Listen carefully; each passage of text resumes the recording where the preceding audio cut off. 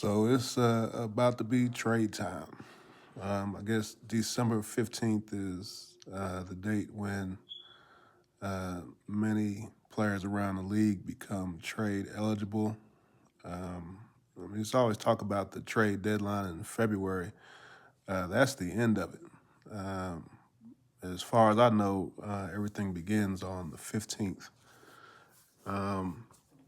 And so, of course, with this date coming up, um, all the headlines yesterday are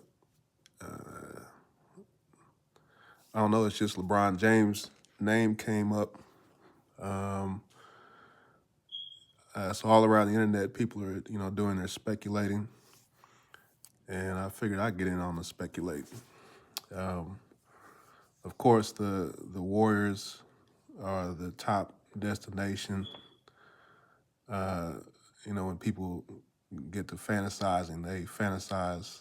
Uh, LeBron and Curry teaming up together. Now here's my thing about trades is nobody ever really knows how they're gonna go. A couple people guess something, and then when say one player ends up somewhere, I guess they think they're Nostradamus or whatever. There are a few insiders that really know things, and most of the time, they can get a little cryptic with what they say. I mean, they know what's going on, but they just really can't really say. Other than that, nobody knows. They can just talk about what they hope happens. And for me, I don't really hope anything, but I just what I think of is if I were part of the Lakers organization, if something was going to happen, this is what I would want. Uh, if I was able to put my 2 cents in, I'd be like, okay, this is something that, if we're gonna do something, let's do this. Let's try this. So if we're talking about let's just say LeBron goes to Golden State. You'd have to consider some implications also. I just think, I look at, well, first of all, I know Golden State intimately. I mean, I know a lot about a lot as far as Golden State goes. I just think I look at Golden State as shooter's paradise. That's what I think of Golden State as shooter's paradise. Now, what just they say they want a superstar. What I've heard is they want a superstar, basically a megastar, to play on the same court as Steph, and they want a playmaker. And I believe it's a possibility. I think if LeBron was on a team with Danny Ainge, I think it wouldn't be a possibility. But that's not the case. So, if I was the Lakers, well, first of all, when you hear headlines, people throwing stuff like this out, have LeBron in the headlines in a trade and stuff like that. Basically, what I think is that LeBron is frustrated. I mean, they've lost quite a few games recently. I mean, just to me, what it is the Lakers are just, a lot of people are hurt, and things are moving slowly. I kind of, and of course, I definitely understand. I mean, the injury bug is rampant around the NBA. But when you go into games shorthanded, I've always worked in the restaurant industry, And so, anybody that's been in the restaurant industry, being shorthanded is kind of like, if you work there is kind of like if you're, say you're a prep cook and all the knives are dull and you don't have any clean aprons to put on. So you either have the clothes that you came in with and, you have to risk getting all your clothes dirty.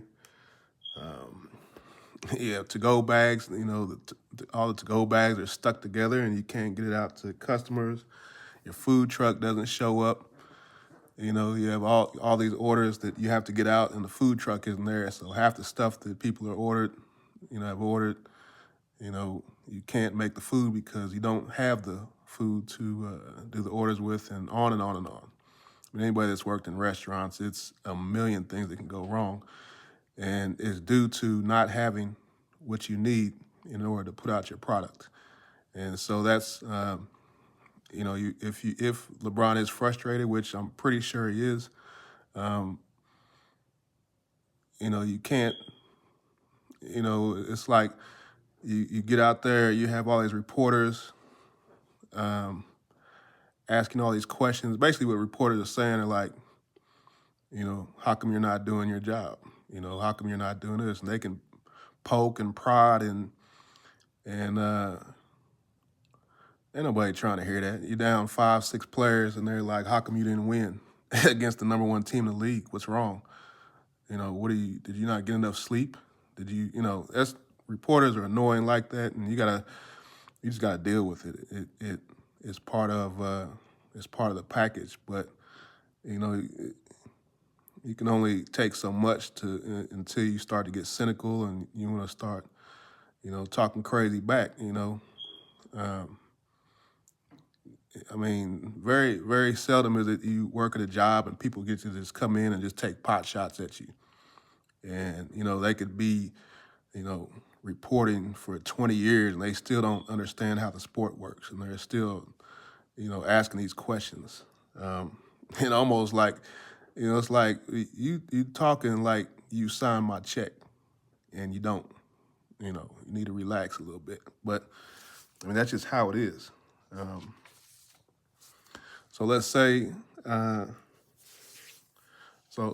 let's talk trade talk, So if I'm the Lakers and I'm trading LeBron, and I'm not even going to talk about all these other teams because it just it's not realistic to me. The only place I could see LeBron going to is Golden State. And so I'm not going to, do too much. I would think as if, let's say Golden State wants LeBron. If I had to guess, they might probably want AR in the trade too. And then you would just think like, okay, well, what about Bronny? I mean, would you do okay is AR, Bronny, and LeBron, or if it's a multiple team deal, people are gonna want AR. That's my guess to make it work. But I'll just keep it simple. Like, okay, if I'm the Lakers and I'm trading LeBron to Golden State, who would I want to exchange? And I just came up with three possible scenarios. And I don't have a trade calculator or anything like that. I'm just in my head. Okay, it's not that serious. Like I said, nobody really knows what's going to happen. You can get out your calculators and be Einstein with the mathematics, and you will be wrong, guaranteed. But this is, if I was the Lakers, this is what I would want. If I give up LeBron, then I would want. This is just scenario one. I want Andrew Wiggins. I want Jonathan Kuminga. I want Kevon Looney, and I want Gary Payton II. Now you will see in all my scenarios, all three of them. I want GP2, and I want Kuminga. Period. Or Get off my phone, player. It ain't gonna happen. So, it's like when you do good business, you're not trying to fleece uh, the partner that you're trying to trade with. It's an exchange. This is me. This is what I would do. I want a fair exchange. Um, you're getting an all-time great player who is still great. I mean, you can say what you want about his age. Uh, he can do it all. Name one player that can do it all, even today, who can do it all like LeBron right now. And I don't know. It's hard to think of anybody. You can say the Joker can do it all.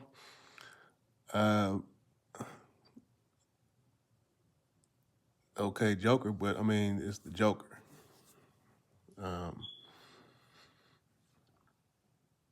But outside of that, I mean, what are we talking about? But for me, I want Wiggins, I want Kuminga, I want Looney, and I want GP2. The thing with Looney, if you really understand the intricacies of basketball, you understand the value that Looney has. He is a fantastic screener. He is the best or second best, not by numbers, but just skill.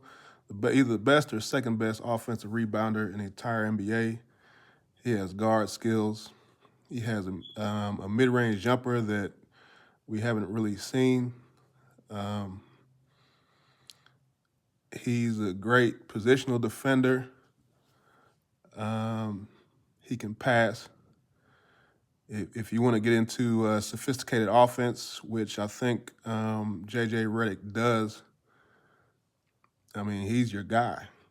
I mean, he's one of the top guys in the NBA.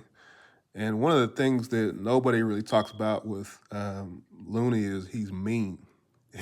That man is mean. If you know, you know. But then, of course, if you trade LeBron away, you're giving up a major playmaker and a big wing.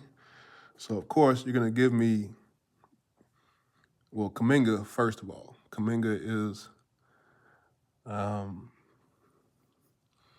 he needs the right situation for him to unlock his game.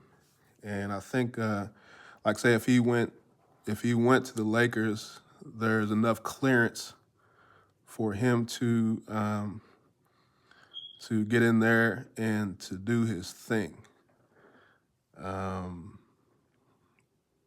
Kuminga has a lot going for him, but he needs to be in a position where he's just unfettered and he can just open up, do his thing. He can play through mistakes, and then his when you can play through mistakes, you can basically let your full arsenal come into fruition. And then, of course, you have to have things set up also like a support system for him. It's not just Kuminga, go out there and do your thing, and you want support. And with me, I'm gonna lace support in these trades. And one thing you always got to remember is it's not about big names and all that stuff. You get into that, you're pretty much gonna lose. If you make the playoffs, you're gonna be first round. So many times these teams that are just loaded up with big names and stuff like that, it's like load up if you want to. I'm not paying $150 million for 3 guys that don't like to play defense. Nah, I'm good on that. So of course Wiggins can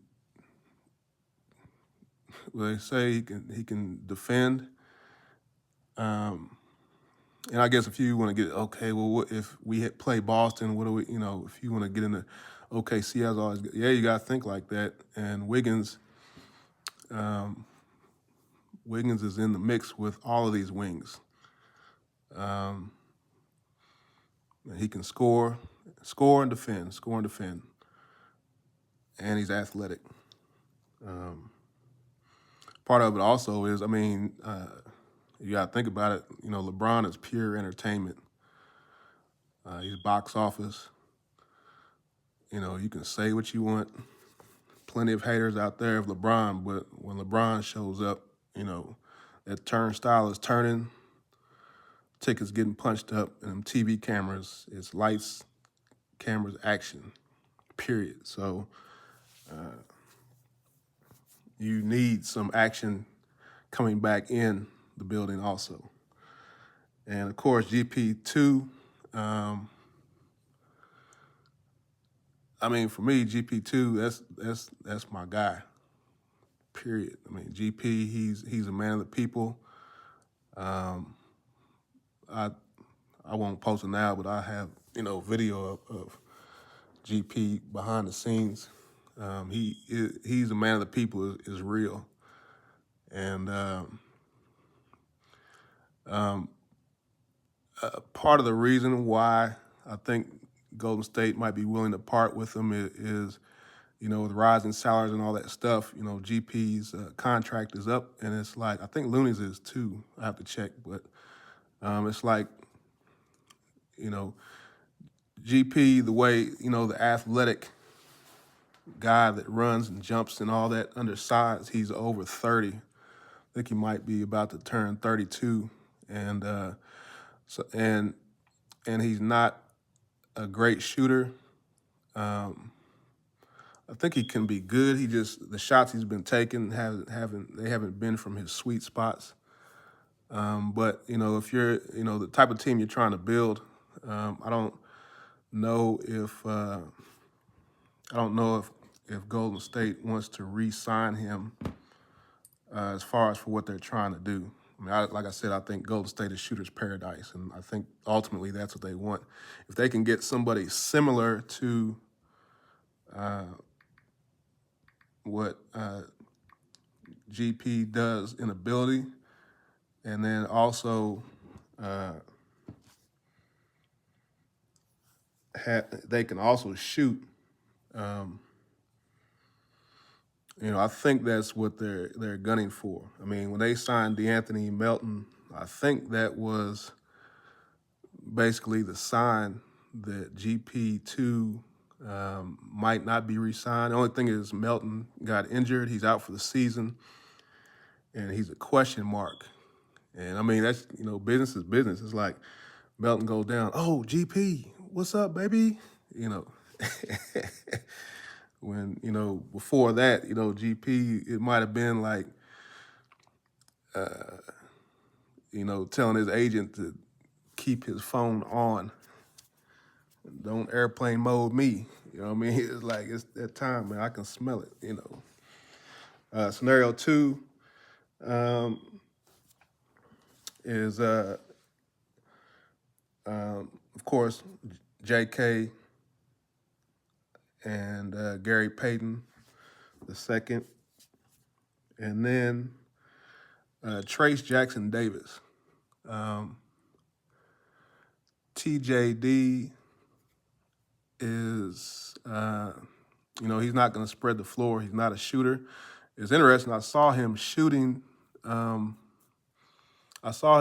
some shooting over the summer. I saw him doing some corner threes and stuff, and I was like, okay, they're trying to the stretch five. They're trying to work it in there, but I haven't seen him take any shots or even think about it, in the actual games. I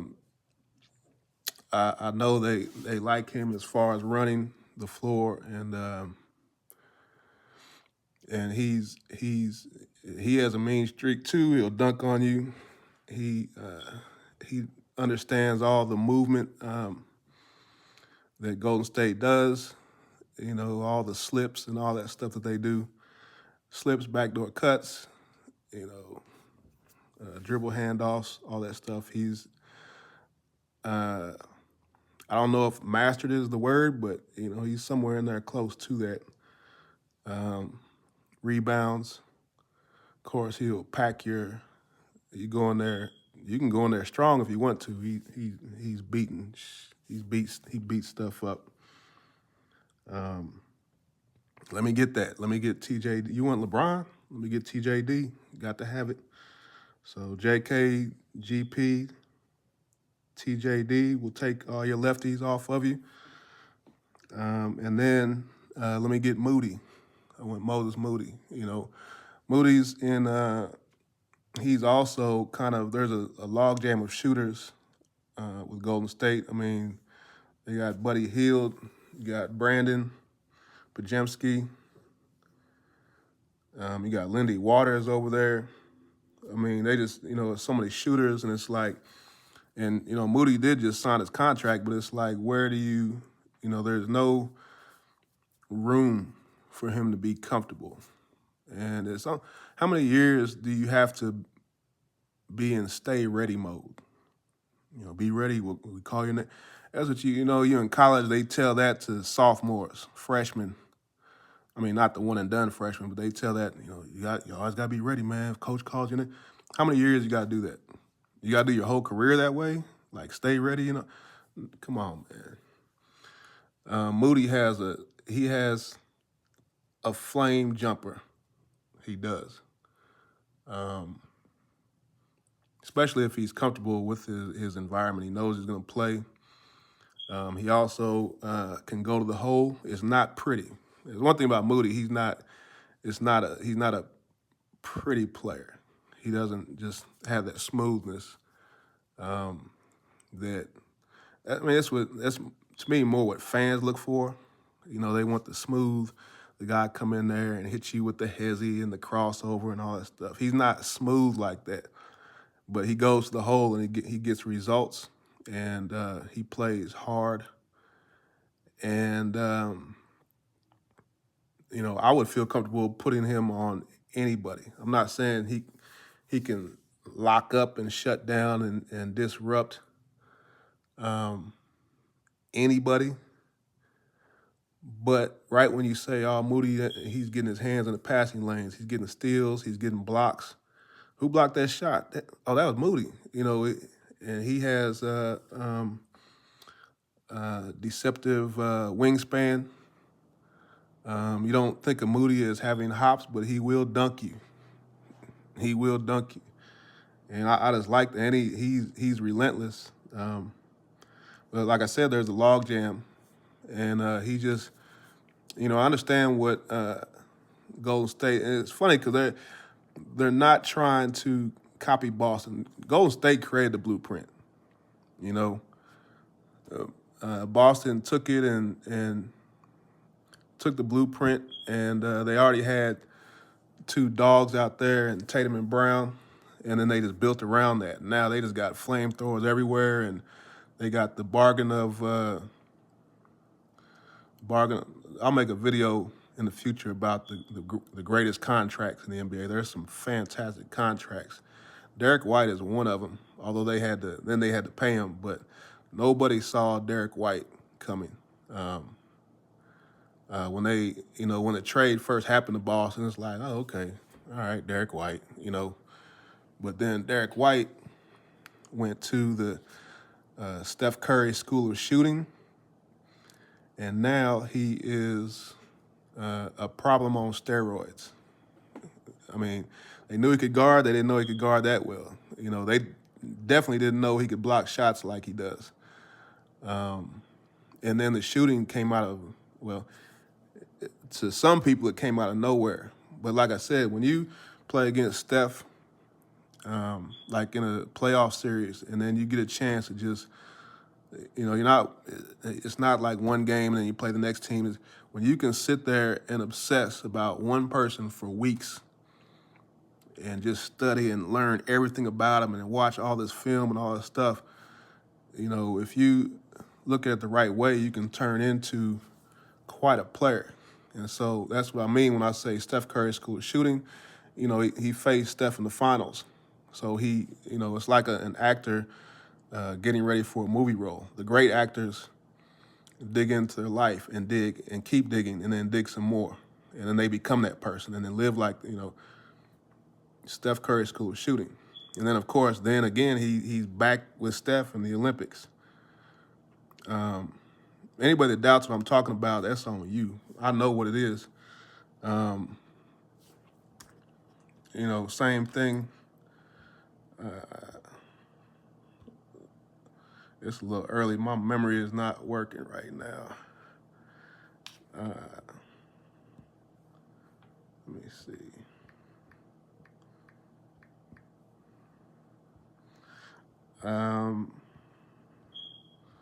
That's my guy, too. I don't know why. Fred VanVleet.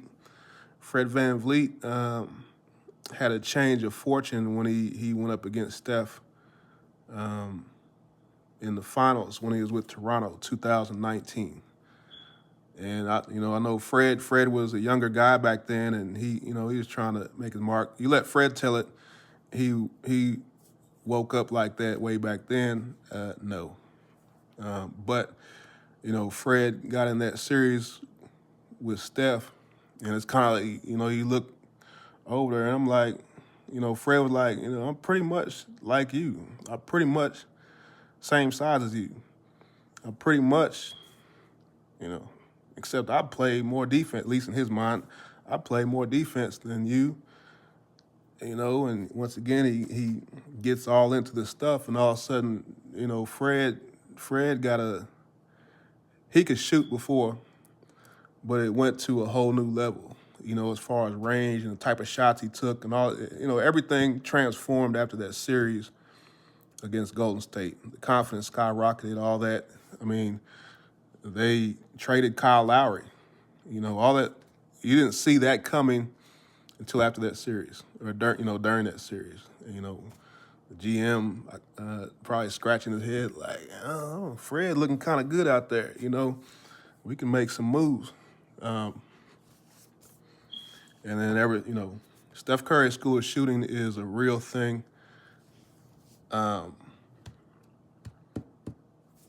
If you connect the dots, which I've been doing for years, so I understand what it is. So that second trade scenario, JK, TJD, GP, and Moody. Oh, and we're gonna have to throw in the Warriors' top draft pick, whatever that is, or in the future or something like that. You're gonna have to. We're giving you LeBron. You're gonna have to come up off of something, of value. If it's not in a player exchange, we're gonna need something. And then the other one, of course, JKGP. I got to have it. It is what it is. And then we'll take Moody. Already talked about him. And Draymond Green. Let me get that. Draymond, that's my guy. I go back a couple years with Draymond. Now, of course, that's Steph's right-hand man. And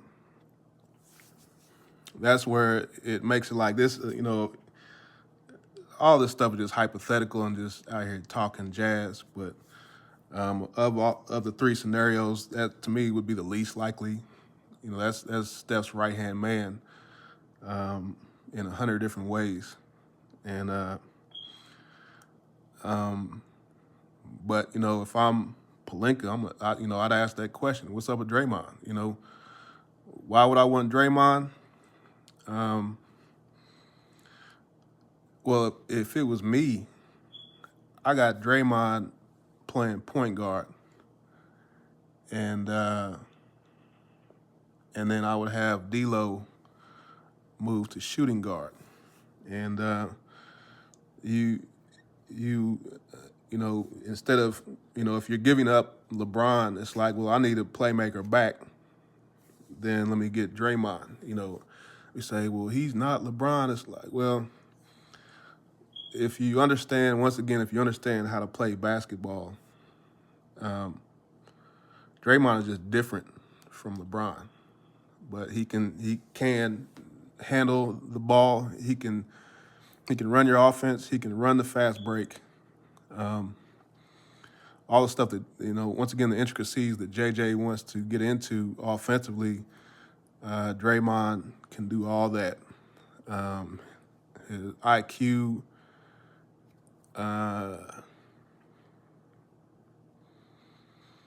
there's a couple of guys in the league that are in the same room that he's in as far as basketball IQ. But then, with him, he also has basketball philosophies. I mean, he looks into stuff that I'm not sure that other people. He looks into everything,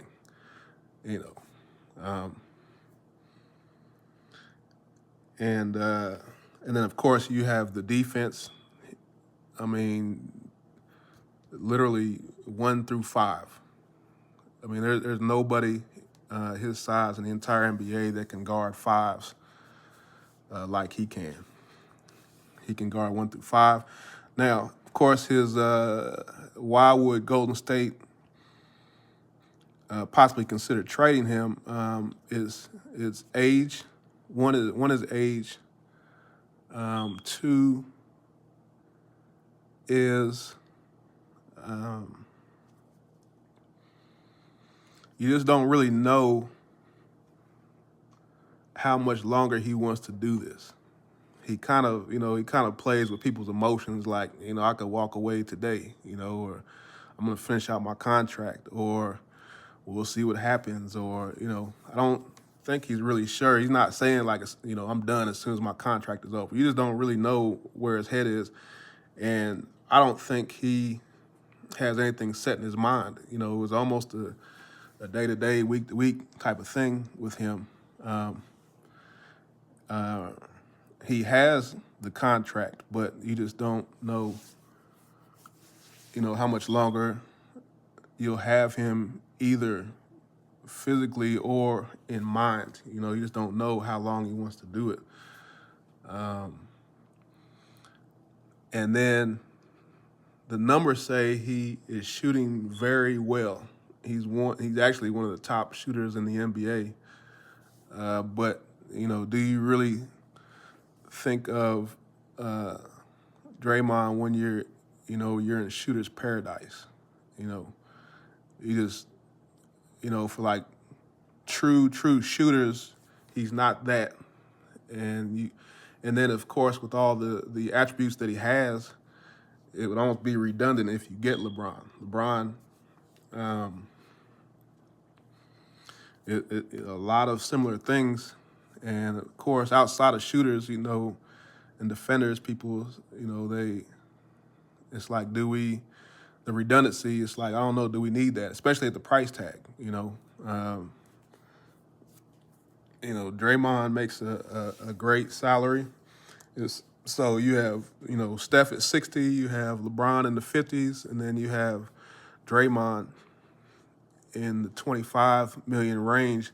That's a lot of dough for 3 guys. And then you have Wiggins in the 25. So that's a lot of dough that you're paying out. And then, it's like Golden State just got out of all the luxury tax penalties and all that stuff. And I know Joe Lacob is like, whew, man, I don't have to cut that check anymore. You cut a $500 million payroll check to not make the playoffs. It's like, no, that's not the move, So if you do make a move like that, you don't want all these big salaries there, because then you're trying to fill, the rest of the roster out with, with all minimum guys. And then that's, of course, when you're doing it that way, it can lead to frustration. And so, that's just, like I said, this is all speculation. Nobody knows how trades are going to go down. They just don't. So that means everybody's speculating. I don't know anything. I don't have any inside information on that. I just say, if you trade LeBron, these are scenarios that I need. Like I said, I know Golden State intimately, and so any of the players I listed, it's good to go. I mean, you can, like you take someone like Looney, he hangs his hat on being available every game. You know, none of, well, I don't say none. GP does have a little history of injuries, and a lot of it's he's so high flying, and then of course he's always up into people and always poking and prodding.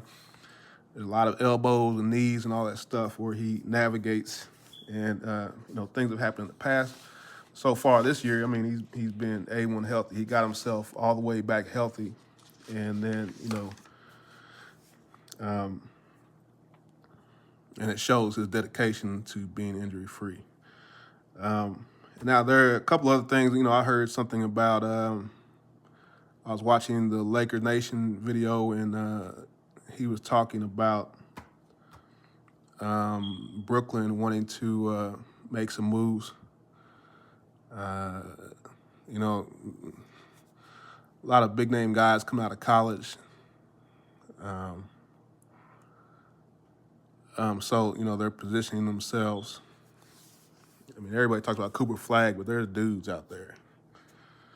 There's quite a few dudes. I mean, you watch Tennessee. Anybody watch Tennessee? They're talking about the one cat. They say he's a better shooter than Dalton Connect and play defense and all this stuff. I mean, I don't know how true that is. I haven't taken a deep dive on him, but Tennessee has there's ballers available in this upcoming draft, and Brooklyn wants to position themselves. So, it's like they have guys available. Schroeder and Cam Johnson's names came up.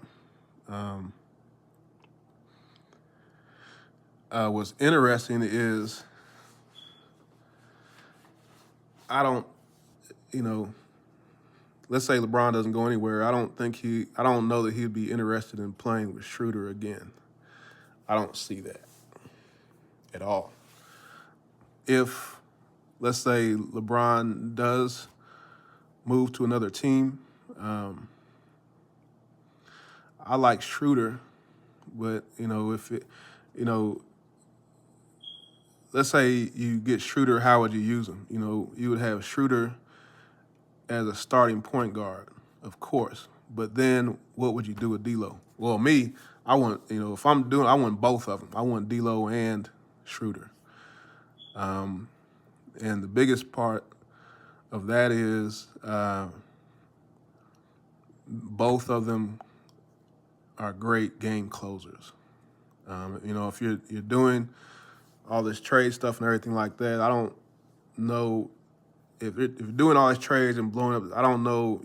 Everybody's going to want AR, and so let's say the Lakers lose AR, you need to have game closers, and Schroeder and D'Lo. That's who I look to. And people say, "Oh, I know all the complaints. Trust me, I know all that stuff." But I also am the master of operating outside the box.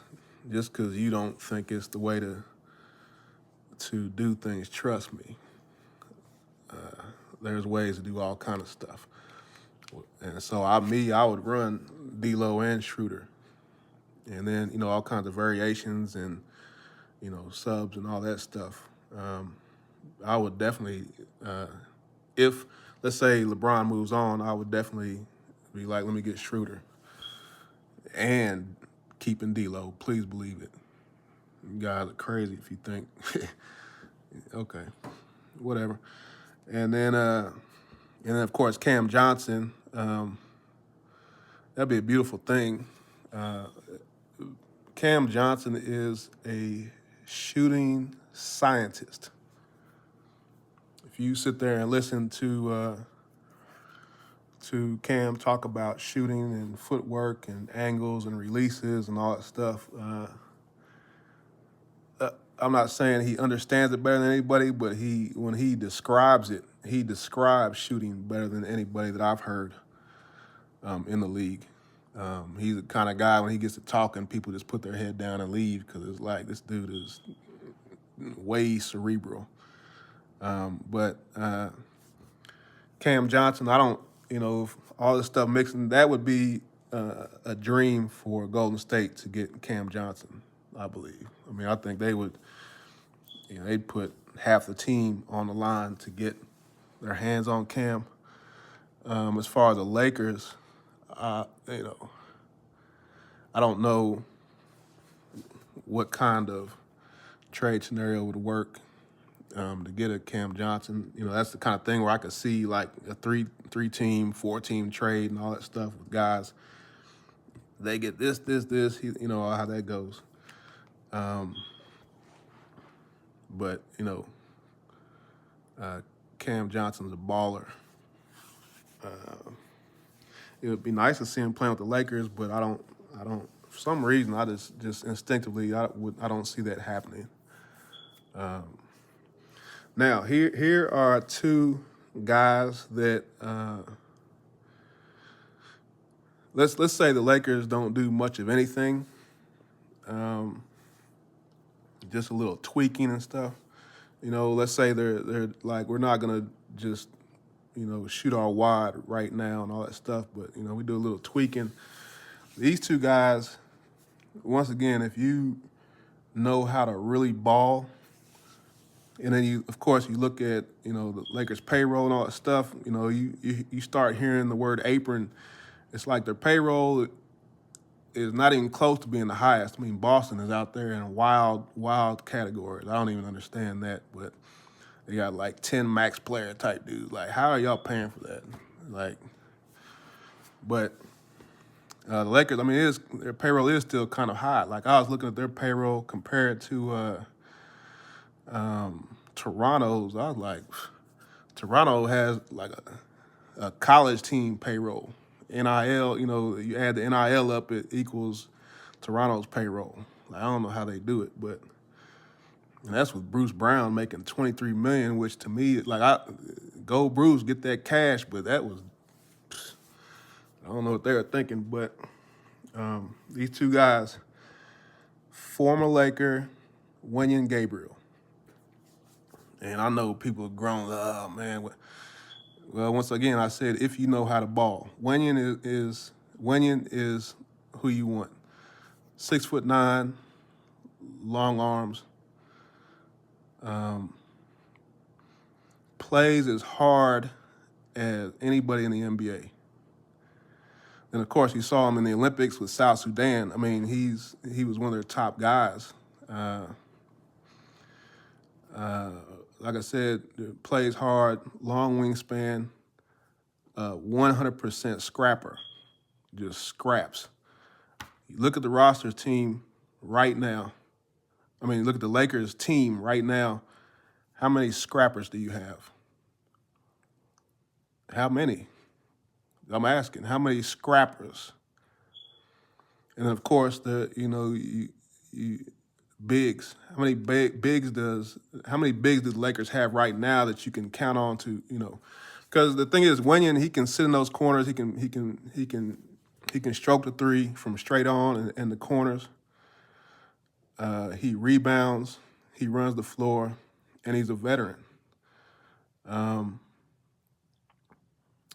mean, he's pretty much, what the Lakers need, and he can guard. I mean, to me, he can guard. I mean, I don't know about point guards, but he can guard the rest of them. I'm not saying he's, Kawhi Leonard, but he can guard. And once again, I don't even know where he is. I know he's not in the NBA right now. I have no clue where he is. But if there's someone that I want right now, I want Wenyen Gabriel. He's what you want. He's not 7 foot, but like I said, a lot of times people get into the height, but it's about your wingspan first of all, and your relentlessness.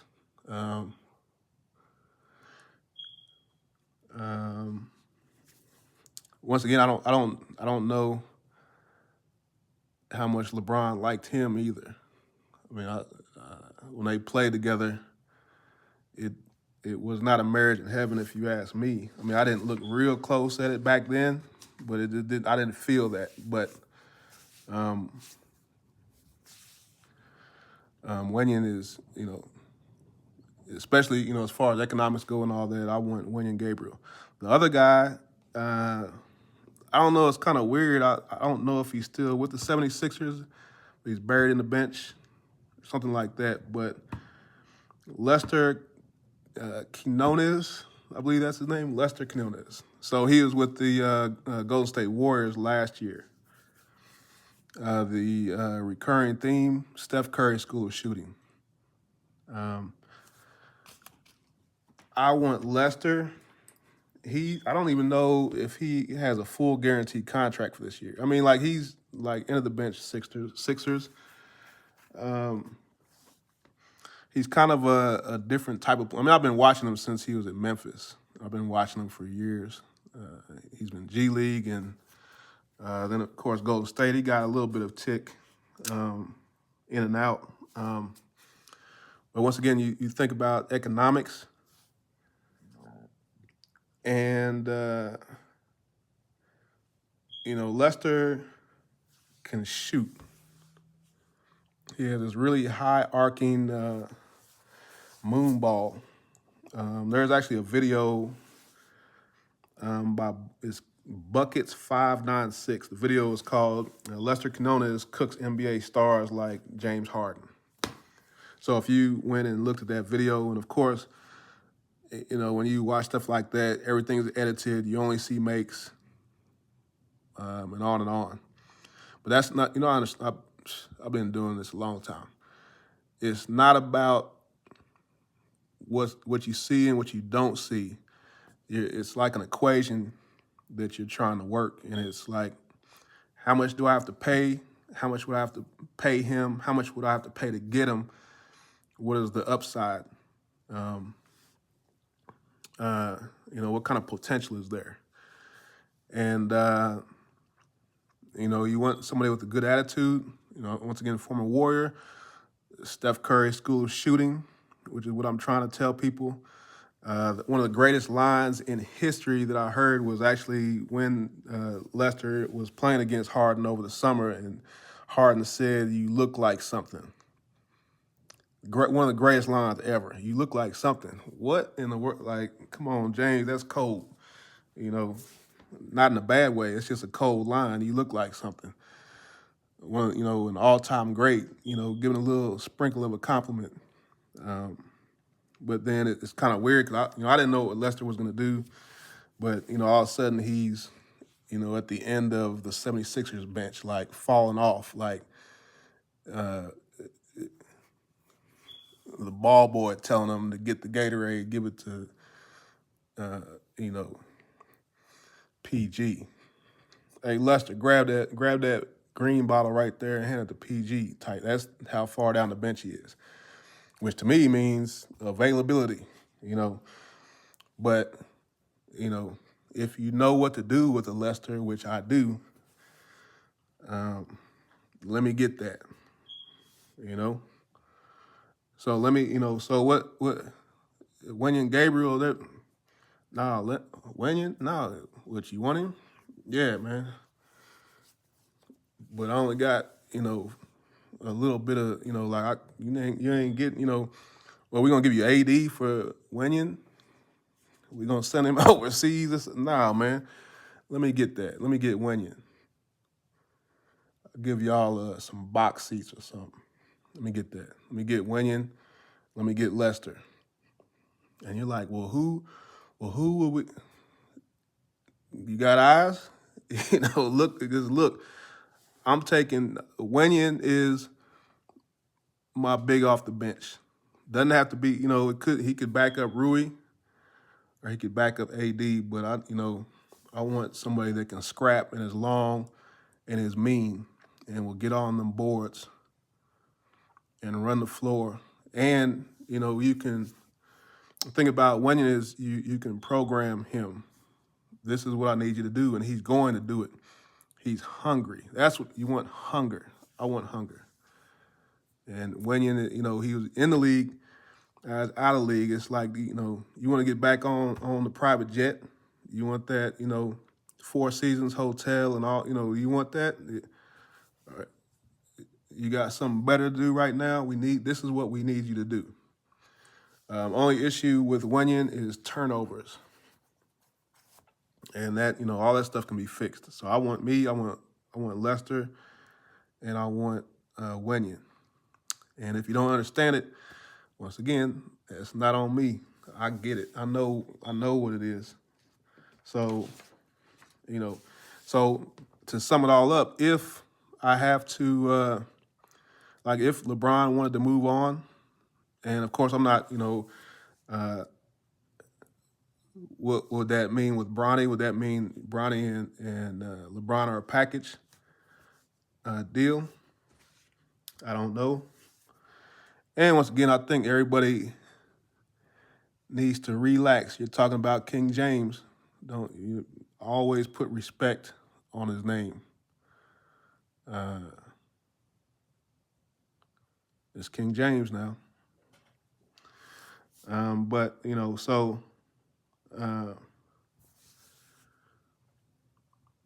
once again, so if the Lakers are making big moves, if they let's say they do it with Golden State, I need JK and GP, and then me, I love Golden State's guys. I just do. I love those guys. Looney, I want all of them. Let me get Looney, Moody, Wiggins, JK, GP, and Draymond. Let me get all of them. But that's not how things work. If I had to rank, and preferably, I want Draymond in that mix. But like I said, that's Steph's right hand man, and so I don't, but it's we're doing hypotheticals. Yeah, I want Draymond, but if we want to get closer to reality, I like that Wiggs, JK, Looney, and GP. And I like the other one, JK, TJD, GP, Moody. Like those are in a pick.